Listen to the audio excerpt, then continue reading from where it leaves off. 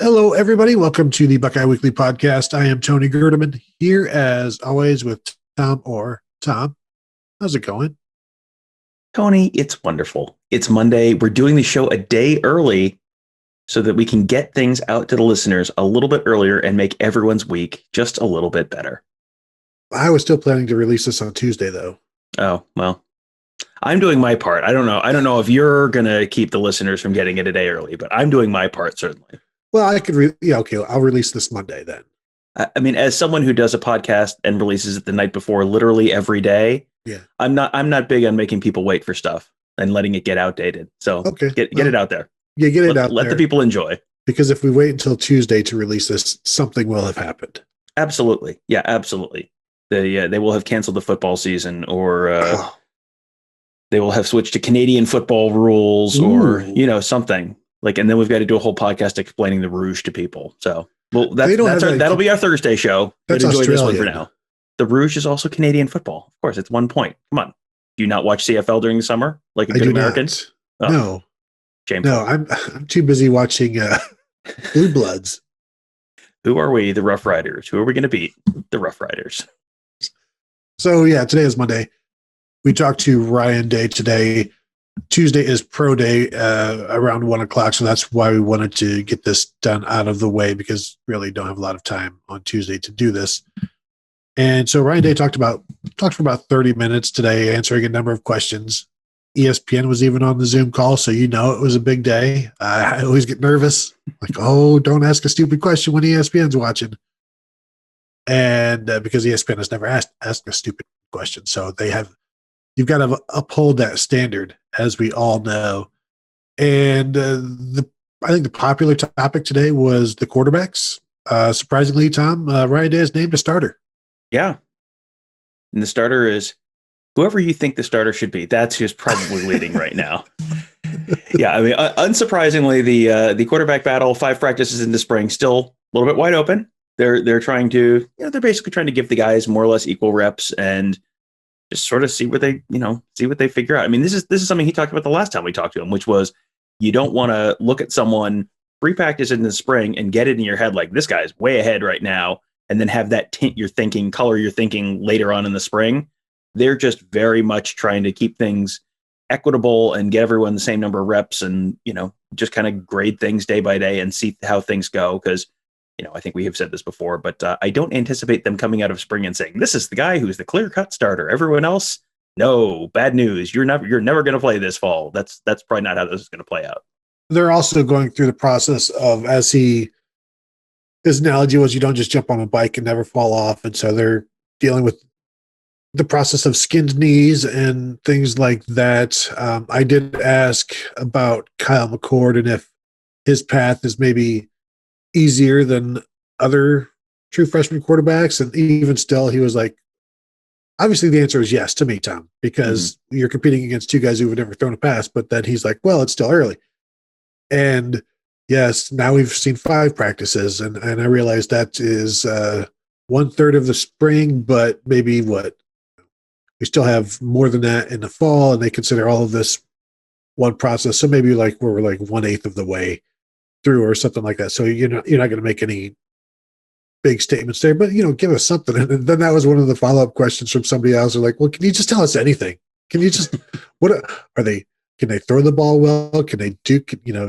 Are they able to run on 2 legs? Can they? What are they able to do? And that's when he said, yeah, they're able to throw the ball, Tom. So that's good. They're all able to throw the ball well enough. It's just all of the other things. Consistency, accuracy, leading, being tough. Because as he said, they just installed 3rd downs on Wednesday. So they've been just working on 1st and 2nd downs, and the 3rd down being more of a passing down. And so there's just so little that they've been able to do to this point, also with the focus on fundamentals. And so, yes, he said they all look very good against air, Tom, which is promising for when they meet up with Michigan. It's better than the alternative. I probably wouldn't look that great throwing the ball against air. So, being good against air is sort of a necessary step 1 to being good against actual competition at some point. But that's the thing. You're still very early in the process. It's yes, you're 1/3 of the way through the spring, but even after the spring, they're not going to be completely all the way there. And you're only a third of the way towards not being completely all the way there. So you're still working on the installs piece. You're still, a lot of the stuff they're doing rep wise is throwing against, there's no one there. So it's just like, yes, your quarterback can throw a slant. Your quarterback can throw a post. Your quarterback can throw an out route. I mean, like good news. They know how to do all of these things. How well how do they run when there's defenders out there chasing them? How well, can they avoid the rush? Can they, and even some of that stuff, because they're in the black no contact jerseys this spring, you may still not know all that stuff, going into fall camp and maybe even going into the first week against Minnesota, because if they are keeping them in those black no contact jerseys all spring and summer, as Ryan Day has indicated that they will, you just kind of don't know. Like you see guys, you've probably seen it in spring games where like a quarterback will take off and the play gets whistled dead when there's a guy who's like 3 feet away from them. And it's like, well, there's a big difference between making a little bit of a deke or juke. And sorry, I'm in hockey mode right now. Not a juke, not a deke. Sorry. A little bit of a juke, make the defender miss and, go for another 15 yards. And hey, that guy grabs your ankle and you go down. And you don't know because they blow it dead before anyone gets even close to the quarterback where you could potentially have someone get hurt. So there's still going to be some unanswered questions, probably even going into the season as far as some of these guys. But, like I said, like if they're looking the part so far against nothing, like that's good. You don't want the clown show where they, you can't complete a pass even when there's no one there. Like that's good. It doesn't mean much, but it's better than nothing. Yeah, I had somebody text me. There was some 7-on-7 quarterback blowing up recently, and I got a text saying like, he's a completely different person when there's actual defensive linemen and linebackers coming after him, and so it's very similar to that. Yes, even 7-on-7s, while there are defenders in the backfield, they aren't coming after you, except for the one blitz they are allowed, which is the craziest thing you'll ever see in sports when the one blitz for 7-on-7 where there are no defenders and two guys just come tearing after the quarterback and he has no choice but to just either get sacked or throw it up for grabs. But yeah, I did like the fact that he said we'll get to Minnesota and maybe still not know, or maybe people should not like that fact. But that's the way it is. I mean, we've seen before quarterbacks lose jobs at Ohio State. Saw Justin Zwick lose a job. Saw Todd Beckman lose his job. Saw Joe Bauserman lose his job. Saw Cardale Jones lose his job. JT Barrett lost his job through being injured. It wasn't like he got beat out. But all of these other guys lost their jobs because they weren't performing. And so sometimes it takes a little while. In 2015, it took a half the season or so for them to finally decide who their quarterback was. And now you're on a footing where, maybe with everybody being on an equal thing, and no preconceived notions, because that's what the difference was in 2015, where they could not go away from Cardale because he won a national title. There are no preconceived notions. There are no there's no biases or anything like that. You just go based on the data and who moves the ball, and then if they don't do it during the game, then let's try the next guy because I guess he probably wasn't so far behind, and let's see if he can do it. Kind of a terrifying situation to be in for a lot of teams, but it's also something they are routinely in to where you have very little experience. At Ohio State, there's usually somebody there.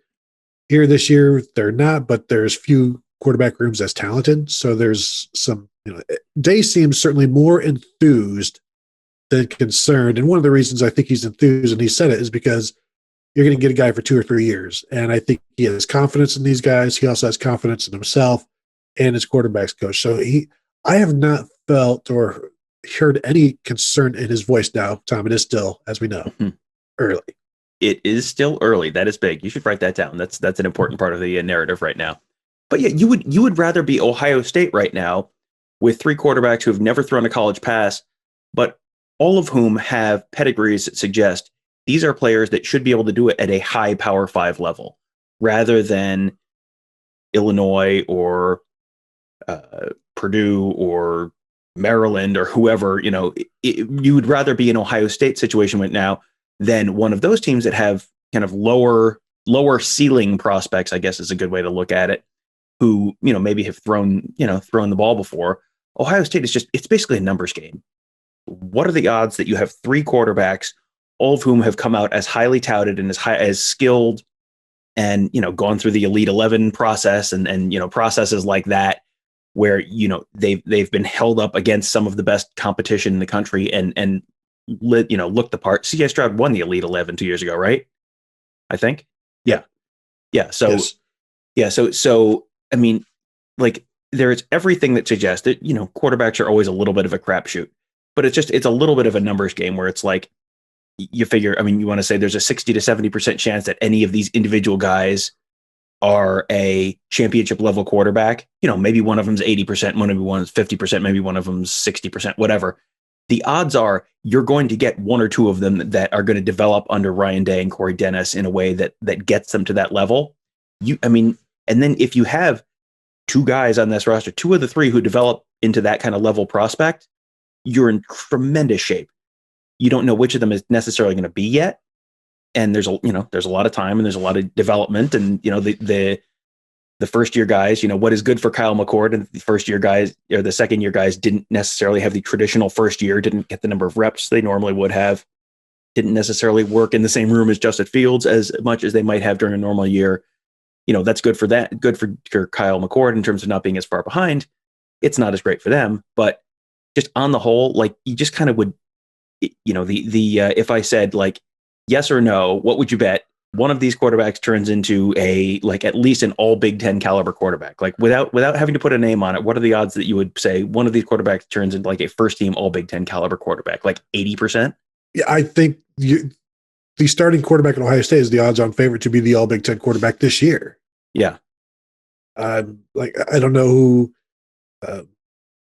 I haven't studied the Big Ten quarterbacks in a while. I've been in basketball mode, Tom.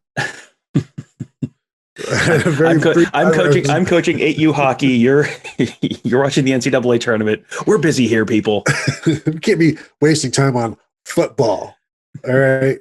But yeah, and Tom, the great thing is if one of these 3 can't miss quarterbacks, or none of these 3 can't miss quarterbacks are able to do anything, next year you've got a can't miss quarterback in Quinn Ewers who will save the day. So that's good. Yeah, and that's the thing. Like, this is why this is a little bit like, we'll talk about the offensive line in a little bit, but it's a little bit like the offensive line where there are certain positions that are very difficult to evaluate.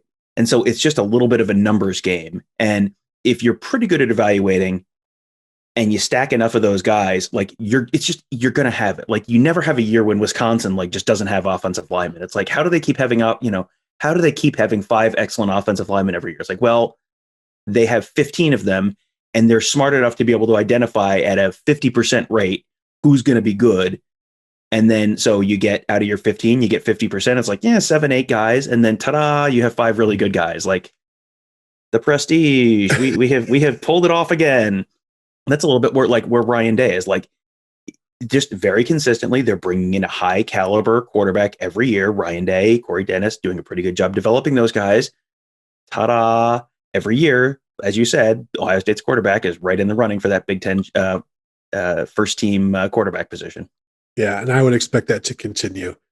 Let's go to the offensive line, where Ryan Day was specifically asked, and I'm glad he was, about who's going at center right now, because when we ask in general overall positions, we don't necessarily you have to be like very specific.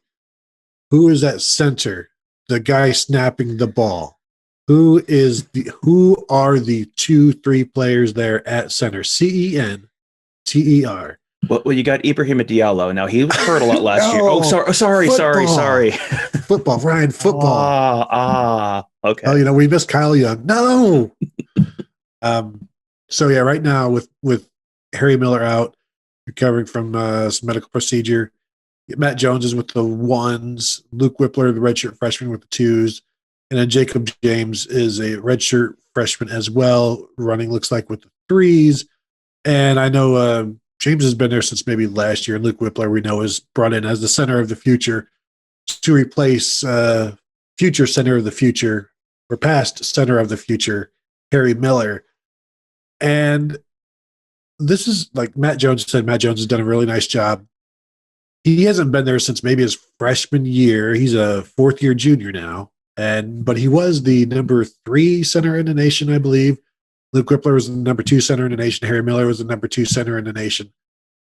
So these are all, this is, I wouldn't say destiny, but it's not a surprise that Matt Jones is at center, especially with Harry Miller out. The impression that I got is that, and Day said when Harry Miller comes back, he could slide right back in there. But it kind of felt to me like he's not. And that's just reading one comment. The way the comment was made could be completely off. And I'm sure there will still be a competition, but it felt, and I know feeling is the best way to be right about something. It just felt to me like he's saying, like, Harry Miller's going to stay at guard without him ever saying anything remotely like that. That's just where I am. Where are you? I would really want to go back and watch the video again to check, like get out a ruler and measure the angle of his eyebrow with like a protractor. Like, was it an arched eyebrow or more of a frowny face? Yeah. I think this is one of these, I don't know that there's a wrong answer here things where, Harry Miller was the backup center last year.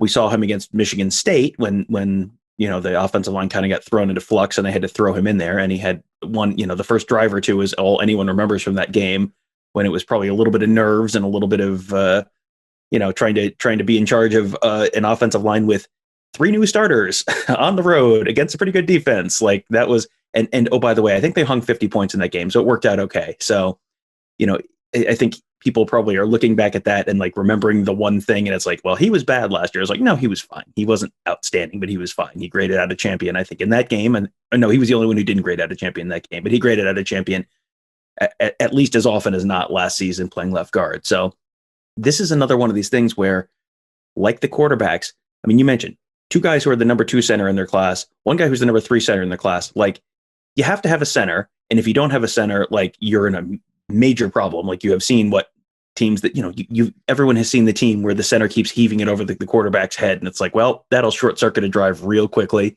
You've got to have a guy who can not just make the snap, make the line calls, all the other responsibilities that come with being a center. So you've got to have one. And if you got to have one, you really have to have 2 because you never know. You'll get hurt. You'll have a global pandemic. These things happen. These things can happen to a team every once in a while. So for them to have the luxury of having a Matt Jones and a Harry Miller and a Luke Whippler, and then Jacob James, who he's someone that I think we've heard some positive things about, like that they liked him at center last year enough that he's still at center this year. If that's your 4th option, like that's fantastic. How many Big Ten teams do you think have a player of Jacob James's caliber as their backup center, let alone as their 4th center? That it's just, you look at that depth chart and it's like, okay, whether it's Jones Miller or Miller Jones, whatever order the top 2 are in, I think they have to feel pretty good about the fact that they've got a bunch of options, because we've seen springs where they're just kind of shuffling a million guys through there. I remember one year where it's just like, why is Matt Burrell at center all of a sudden? Like they just didn't have another guy. That was 2018, right? I think. And it was just like they were shuffling guys through over and over again because it wasn't, Josh Myers, I think, wasn't quite ready at that point. Matt Jones wasn't quite ready at that point. And it was like, okay, well, they need someone to play center. And they ended up moving Michael Jordan over to play center that year, which, again, you want to talk about the luxury of having a guy who's a future, first round, high second round NFL draft pick, and just like, oh, well, we'll just throw him in center. Like these are the luxuries that Ohio State has. Yeah. And I think they did that during the middle of the summer, like, because he didn't, I don't recall him being in there in the spring. And funnily enough, I seem to recall getting like an email or something saying Nevada says Michael Jordan's going to be at center. I'm like, well, he hasn't played there at all. That's crazy. He's a guard. He played for the guard for the Bulls. He played guard for the Wizards. Like, what are we talking about? It is funny though that Harry Miller, when he was snapping, like he was having some of those snaps were NFL throws. One opposite hash mark, deep out, and then Justin Fields should have been awarded a Gold Glove for that. His best shortstop of the modern day that I've shortstop. The line drives he was able to catch. He was very impressive. Certainly a 5-tool player there. So yeah, it is. I think they have 3 guys that could start at center that could start at most if not every Big Ten program. And then it just comes down to, as we always say, as Ryan Day said, they're going to look for the best 5 and then fit them in. And when you've got, if Harry Miller is one of those best 5 and Matt Jones is one of those best 5, as you said, what's the big deal? Now you've got, but if then it doesn't become a DeJuan Jones versus Harry Miller for one of those guard spots, because I think we can both not even pencil Paris Johnson in. Like he's ink, he's permanent marker. You're not gonna not play him this year or have him come off the bench. So maybe it becomes a Harry Miller versus DeJuan Jones type of thing, which will be, those are two very different players, Tom. Well, and here's the other thing. You like, these are the problems that you look at and you're like, this is a problem that, as I look at it this spring. And then something happens. Yeah. Someone gets hurt in the fall. And if it's one of the tackles, then ta-da, Paris Johnson slides outside. And then all of a sudden you've got 2 open guard spots. And then the problem has resolved itself. These are not bad problems to have. These are problems that, every time we talk about Ohio State versus Michigan, we talk about the depth that Ohio State has that Michigan doesn't have. This is what that looks like. Because then when Michigan loses a tackle, or like they did last year, 2 tackles, it's all of a sudden like, oh, this is no longer a functional football offense. Okay, that's a problem. If Ohio State loses a tackle or 2, there was a game, didn't they lose both tackles for the Northwestern game 2 years ago? And the 4th tackle that they had to throw in the game, he was just okay, but they were able to be functional enough to beat Northwestern by 7 touchdowns on the road at night. The 4th tackle they had to throw into that game that was just like, well, we'll have to put someone in. Okay, it'll be Nick Petit-Frere, who was a top 10 overall player in the country. Last year, when they needed to throw, when they were down 3 offensive linemen and really had to shuffle things around, we'll just put Max Ray in. He's, he was barely a top 120 guy overall in his class. Like, I mean, terrible. So, like, these are the problems that Ohio State has right now, which, here's the little secret. They're not actually problems. These are good things to have to think about, because it means when you get to a plan B or a plan C, it's like, okay, there's another good player. We can just slide right in there and it'll be just fine.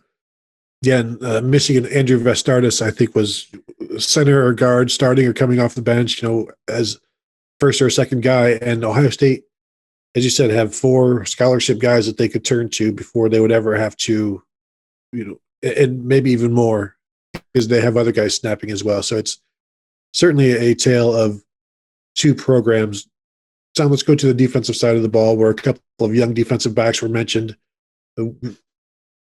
I get the feeling that Ryan Day really likes Lathan Ransom, because every time he talks about him, he's almost thankful that he was there last year. Like, he really stepped up for us and really showed some stuff and was really good in there against Clemson. Why didn't he play more against Alabama? Who knows, Tom? That's not what we're here to talk about. But we know he's in that cover safety spot now in the slot, and just continues to be impressive and be what they thought he would be. We weren't sure would he be that deep safety where, would Josh Proctor be the guy in the slot. Right now it looks like Proctor's a free safety based on the first practice, and Lathan Ransom continues to be as that cover guy. But it's always it's been interesting because every time Ryan Day has talked about Lathan Ransom, it's always been like just reading the body language and the brow and the micro movements in the eyes, and you can just tell that he really likes him and is, as he said, I think he's excited to see what he's going to do this year. And so far, he keeps earning praise from the guys who mean the most. Well, yeah, and I mean, I know I probably sounds extremely stupid for people listening at home. Like, what is he talking about? Like how he's, how he's like, how his, what his expression looks like when he's talking about this guy. Like, but you can, like, there are discernible differences. Like last week when we talked to Al Washington about the linebackers, it was Tommy Eichenberg, who's, one of those guys who I think everyone just forgets about because he's not one of the guys who started last year. He's not one of the guys who's the 4th year player. I think everyone sort of forgets about him. And then someone asks about Tommy Eichenberg, and Al Washington sits up in his chair and, oh yeah, let me tell you about Tommy Eichenberg. It's like, all right, that is someone who they are really excited about. And you're right, Lathan Ransom is very much in that category as well. Now you also have with Lathan Ransom, they played him in key spots in the college football playoff as a true freshman. That's another indication. If you don't want to read body language, playing in the college football playoff as a true freshman in meaningful spots, that is also an important indication that they are pretty excited about Lathan Ransom. But yeah, the quote that you had was I'm really excited to see him play this season.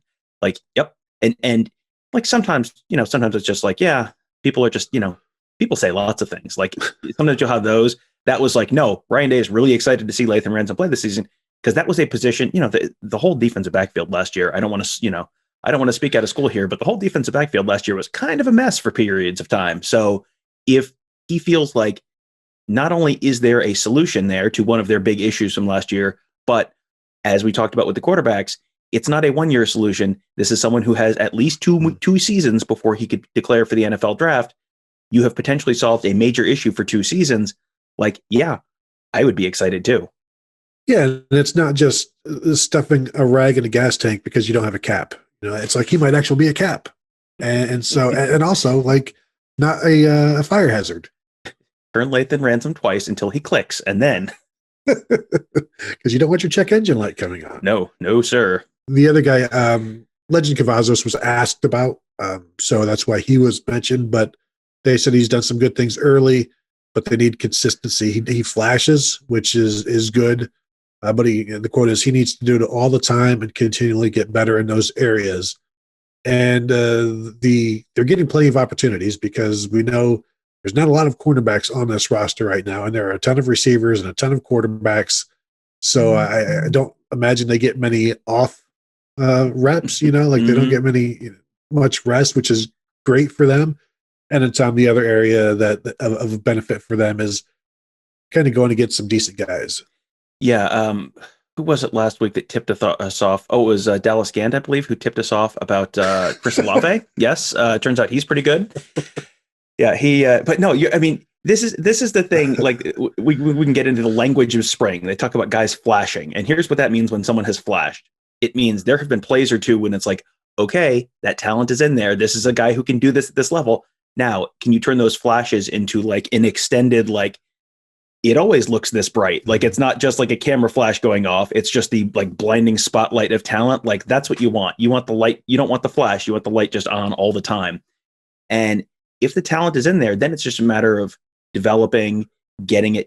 That means the potential is there. It's just developing that talent and getting them there. Because as Urban Meyer always loved to say, potential just means you haven't done anything yet. And that's where a lot of these guys are because Cavazos was dinged up last year, plus the weird season, no spring ball. This is his first year to really kind of maybe show what he can do.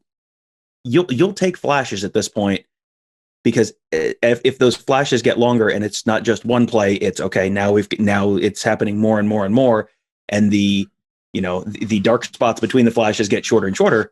That's what you're looking for. I mean, he said someone last week might have been Day or Kerry Combs talked about Denzel Burke had like an interception, just like a flash. And it's like, okay, all right, there's something. Because, you go back a couple of years, it was like Josh Proctor was that guy. And people kept talking about, oh, yeah, Josh Proctor made a play. And then we watch a practice and it's like Josh Proctor had 3 interceptions in this practice. Like, all right, that's probably something. And then he's getting on the field more and more. He's still in that process of, okay, improving those different, don't have the down spots between the flashes, like make those flashes last longer. So yeah, it's just kind of a process with all these guys. But again, like flashes this year, this early in spring, flashes are very encouraging. And they mentioned that cornerbacks need to have that short memory, and he needs that same thing. And I'm going back to, I think, watching like highlights of Legend Cavazos, who I believe played safety at IMG. So this is also getting used to this position, not having a preseason in spring last year. And then just the fact that you are going to have bad days as a corner going against, he's running from the highlights we've seen, he's running with the 1s and the 2s, like as we try to piece together, like who is also on the field. And like, I think I saw one picture of him like reaching in front of Garrett Wilson. So we know like, well, unless they're going 1s versus 2s, and then just too much math and too much trying to figure out. It turns out that was punt. He was a gunner. Sorry. No. God. That was like the video of Josh Fryer rubbing his stomach, and Ohio State put it out last week as like a hungry for practice. And it was like, but Josh Fryer standing next to Thayer Munford. So is Josh Fryer repping with the 1s? My column. And then also Nicholas Petit-Frere is at left tackle. Thayer Munford's at right tackle. You're like, what are you people doing? You're just trolling us now. You're just throwing stuff out there. I don't care for it. But Legend Cavazos, getting back to him, just understanding that this is where you almost have to build up the lack of memory. I don't, or tear down your ability to remember, because you are going to have some bad moments against Garrett Wilson and Chris Olave. And it was interesting to me, though, Tom. Ryan Day said going against Chris Olave and Garrett Wilson and Jackson and Jameson. Like, it was Jackson Smith and Jigba who was the third receiver mentioned. And this is all, again, part of the reading of the tea leaves that may mean nothing, may mean everything, but we're going to talk about it. Well, yeah, talking about Jackson Smith and Jigba, that'll be a first for this podcast.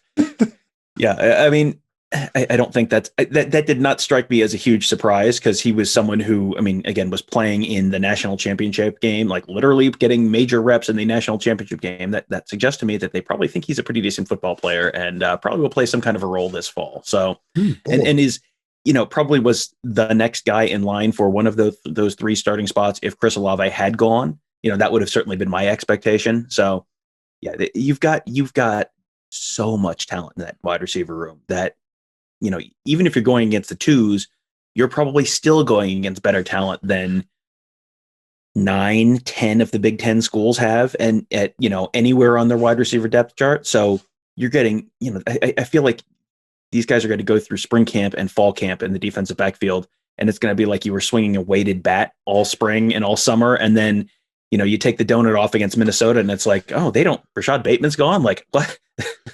Okay. I mean, if this is it, like, is this the threes? No, this is the ones. Okay, I guess. Cool. Like, that's feel free to save this and clip it for when Ohio State gives up 400 passing yards against Minnesota in the opening game. But Morgan, that's the advantage. I mean, they talk about, iron sharpens iron, and going, the best against the best, and you're going against the best wide receivers in the nation every day. You're going against the best defensive line in practice every day, or whatever it is. Like, that's not just a talking point. That's something that really does play out. And then, you look at Ohio State just mauling people when, basically for at least 11 of the 12 regular season games most years, 10, 11 of the net regular season games every year, and sometimes in the Big Ten championship game, and sometimes in the semifinals of the college football playoff. I mean, like, that's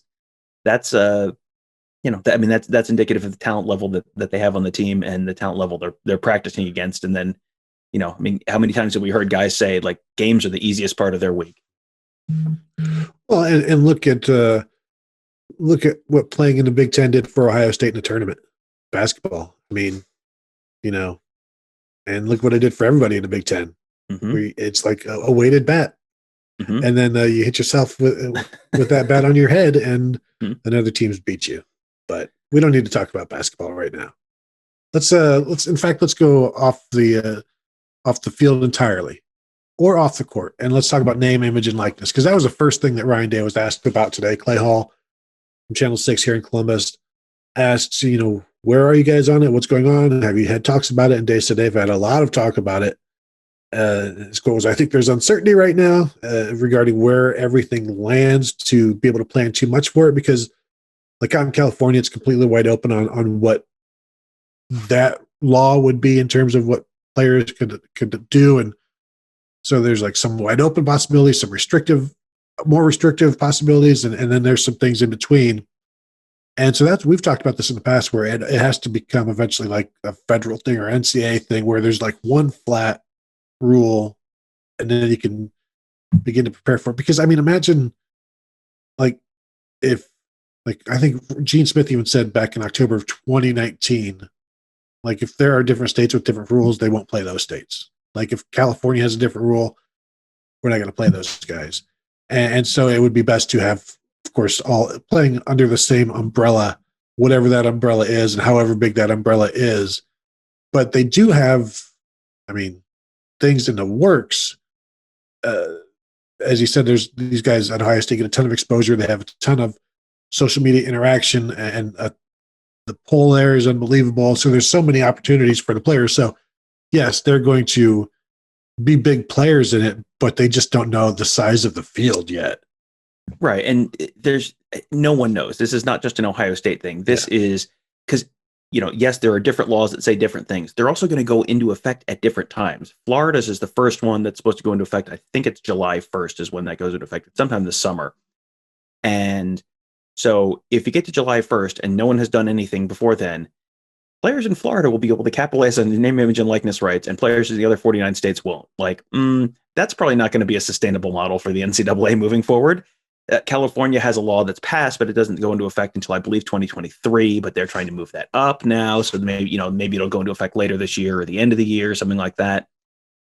The odds are right now, either someone's going to file an injunction, someone's going to there's going to be some kind of like a sweeping national something passed. It'll go to court. The Alston case may resolve some of that. The Supreme Court case.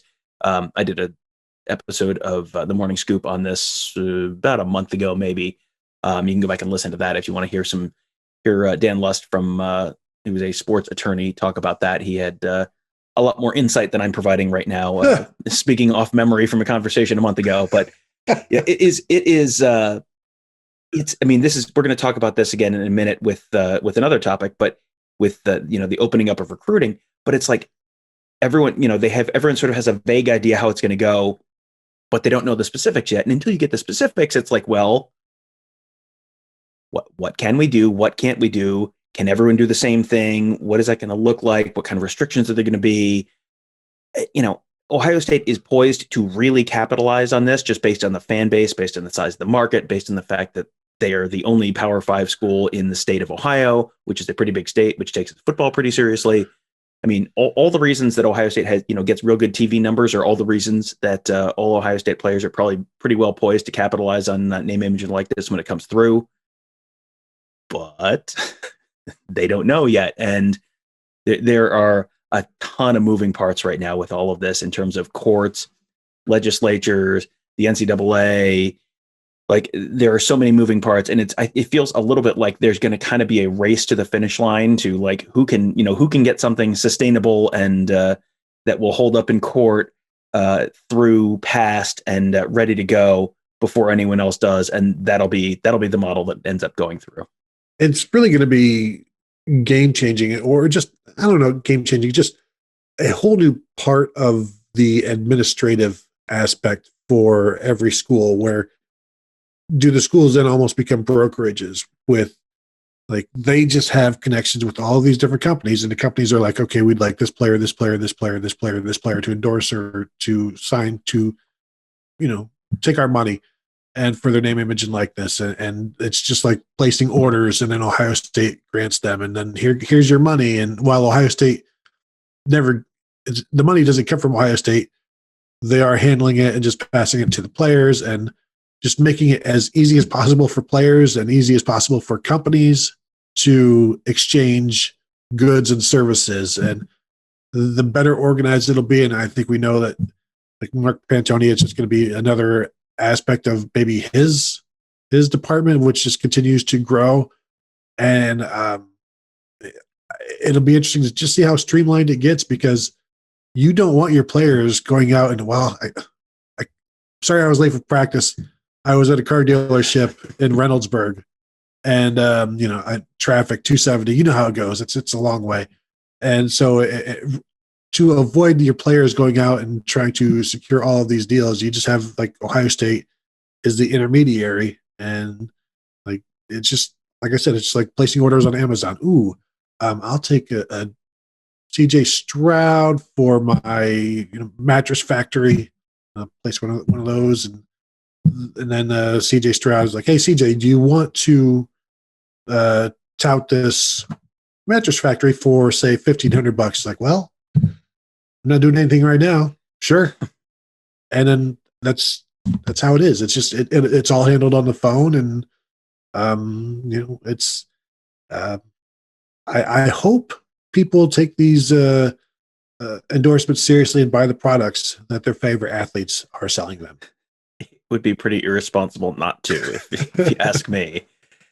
Yeah, I don't know that people have a great understanding how big this could potentially be for pretty much everyone on the roster at Ohio State. Like, I mean, yes, whoever's the starting quarterback this fall, assuming this goes through, is probably in line to have a nice shiny car and a nice deal with a mattress company or a furniture company or like whatever. Like, probably a good restaurant deal. You could probably get a good Cameron Mitchell's downtown. Like, hey, the official restaurant of the Ohio State offensive line. Like, sure, absolutely, Wow. go ahead. Sign like a group deal. Yeah. Wow. Yeah. So, as you said, the question is, okay, how does this get regulated? And the Yep. answer is they haven't figured that out yet. And, will there be a cap on this? Like, they probably can't really put a cap on it, but who's in charge of deciding what is excessive? Is there, does it have to be market rate? And who gets to decide what market rate is? Like, this is all TBD. Yeah, it's going to be fascinating because I agree. Like there needs, I can't say I agree because I don't know that you feel like this, but you say there should be a cap, but it's like how, and well, why does there need to be a cap? Like if we've agreed, the only reason to have a cap is because you don't want players to have more money. And it's like, well, is that really like, why do you feel that way? Hi, Tony, the NCAA, Tony. Like, yeah, I'm not in favor of there being a cap, but I have a feeling that there will be people who are in charge of things who are in favor of there being a cap. Like, I feel like we've said this before, but I think this is America and you're supposed to be able to do what you want to do and like make what you can make. This is not professional sports. We have been told repeatedly this is not professional sports. So professional sports have a salary cap, but they have an antitrust exemption. And so you can get away with that. Like, no, that's not. Sorry, remember, the last 100 years when you've been telling us these aren't professionals? Well, friends, good news. They're not. We believe you now. They're not professionals. So now you can't have a salary cap. Sorry. That's a very good point. So let's go to the other topic off the field right now that is just moving along, but still in flux. In-person recruiting looks like that is, and I listened to Alex Gleitman on the Morning Scoop this morning talking about it, where and this has been coming for a while, where hopefully it looks like the dead period will end when May goes away and June will allow some visits, both unofficial and official, and maybe even like I think coaches need to get out and go see players and things of that nature as well. But Day was asked about that. Like, what is in-person recruiting going to look like initially? Will there be tests, and just what will it entail? And he said they're still waiting on a lot of that as well. Where he expects restrictions on how many players you can have in, which makes sense in the fact that we're still trying to limit how many people are in one area, especially when they're coming from all over the country, I guess. So that's going to be, as he said, it's a kind of a hurry up and wait on all of this in terms of maybe there will be testing required for visits and, but everybody like players and recruits and families just, they want to visit and they have been for over a year now just not allowed to. And so this is moving in the right direction. Not everybody, most people expect it to happen. We've seen recruits already scheduling their official visits for Ohio State, unofficial visits for June, early June, throughout the month of June. So Day is certainly excited about it, but you like everything else, you don't know exactly how it's going to look. And that's been the story of the last year. You just prepare for each week and then deal with that. Yeah, you just looking at the way they're talking about it right now, Day talking about it publicly, but also Alex talking to folks. As you mentioned, had Alex on the morning show talking to some folks within the program, and he talked to people in a number of different programs. And he said they're basically all preparing as if June 1st is going to be the go day for the start of whatever the posted dead period looks like. Because right now it's an NCAA dead period. And it's like, okay, well, what's that going to look like? And the answer is nobody knows yet. And it's probably not going to be totally dead, but will you be able to do official visits, unofficial visits, go evaluate players in person, have camps in person? Will there be caps on the number of people who can do any of these things? This is all sort of up in the air right now. So everyone, I think, is sort of planning as if it's going to open up on June 1st, starting to plan, hey, come visit us this weekend, come visit us the following weekend, come visit us the weekend after that, try and potentially get together a Buckeye Bash 2.0 where you kind of have all of your existing commits come in and also bring in some of your high-profile targets right now to all get together, spend a weekend together, meet the coaches, start building camaraderie, feeling a little bit like teammates. So you maybe win some commitments from some of those guys. Because I think this is going to be a very, you talk about hurry up and wait. I think this is going to be a very hurry up and wait recruiting cycle at this point where, okay, Now you're potentially 2 months out from everything opening up. So if the next 60 days you had very, very few commitments coming in nationally, not just Ohio State, but basically very few commitments coming in the next 60 days, because now there's a light at the end of the tunnel where, okay, you've had guys kind of locking in their spots so far because you didn't know when this was going to end. Now that you know when this is potentially going to end, everyone might just kind of wait for 60 days and kind of hold their fire. And then June 1st, you might just see a tidal wave of commitments as guys are going to visit and like, I think I want to go to this school, but I want to go meet the coaches in person and see the campus in person before I really, pull the trigger and commit. Then you just sort of get a flood of commits potentially throughout that month of June. But, this is, again, there's so much to be determined. If they only let you have 3 visits per weekend, well, that's going to space that process out quite a bit. If you can kind of do a little bit more, or you can have 5 official visits, but you can have 20 unofficial visits. Like, okay, maybe that's how it looks. I mean, there's just so much to be determined right now. But as Alex said, if it was his kid, he would advise people just as soon as it opens up, go take your 5 official visits that summer as soon as you can possibly take them, because there's no guarantee that if you get back to October, who knows, something else could happen and they might have to shut something down. Like, there's nothing is guaranteed at this point. So if you can get in and do your visits and figure stuff out, do it and don't wait. There will be some interesting revelations, possibly, if you can only bring in 5 a weekend. Guys are going to figure out their pecking order, which is always like, you can tell one player something like, here at the top of our board, but we don't have room for you to come visit in June. So, which isn't there. So that will be possibly some interesting things to deal with. But it's going to be like March, we've got spring football. April, we continue spring football. May will be transfers. June, recruiting picks up. And as Alex talking all excitedly, we finally get to cover the site will be camps. A year old. Yeah. The site will be a year old June 4th, I believe. Mm-hmm. And it's like the first time as a group, not you and I, mm-hmm. no, but the recruiting people on the site, Mark and Bill and Alex and Dominique and Mick, will be able to go out and do this. And it's like a year in waiting, and it's almost like, oh yeah, I forgot that still existed. Mm-hmm. Yeah, it'll be a lot of fun, because I think this is the stuff that when we started with the site and it launched, at this point 10 months ago, and it'll be another couple months, so it's going to be literally a full year before we actually get to do this. But it was, June 4th, it was like, oh man, like with the number of people we have on staff and the number of contacts they have, and like we can go to a camp and just talk to literally everyone there. Like that's the awesome thing about having a team this big. And then we've waited for a year to actually get to do that. So, it's like, Christmas got canceled. You're all excited for Christmas, and then Christmas got canceled. It's like, think about how excited you'd be for Christmas the next year. And it's like, all right, I'm like 2% concerned that they're going to cancel Christmas again. But if they don't, oh man, is this going to be awesome? Oh, you're exactly right. Anything else before we get out of here, Tom? I think we covered the big stuff. I will have an exciting morning scoop on Tuesday. We had Alex Gleitman on Monday, having a Tony Gerdeman on Tuesday to talk about he's good. I'm not sure. This is the Gerdeman that writes for Buckeye Scoop. I'm not sure we're talking about the same person. No. Okay, yeah. But it's his. He's written a fun series on some of the things we've learned from the first third or so of Ohio State spring football camp.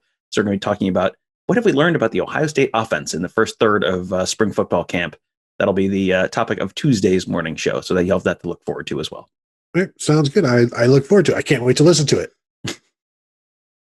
So that will do it. Thank you, everybody, for listening. And we already did a little bit of the sell job, and not that we are doing a sell job here, but right now would be a very good time to become a member of BuckeyeScoop.com. The Ask the Insiders message board is going crazy with all kinds of practice reports and insider bits, and it's a fun time. And now with the visits going to be picking up here, there is going to be all kinds of intel flying around. So I would recommend joining. And of course, there's also free stuff that me and Tom do. So worth every penny. Exactly. So on that note, We will. Thank you for listening, and we will talk to you guys later.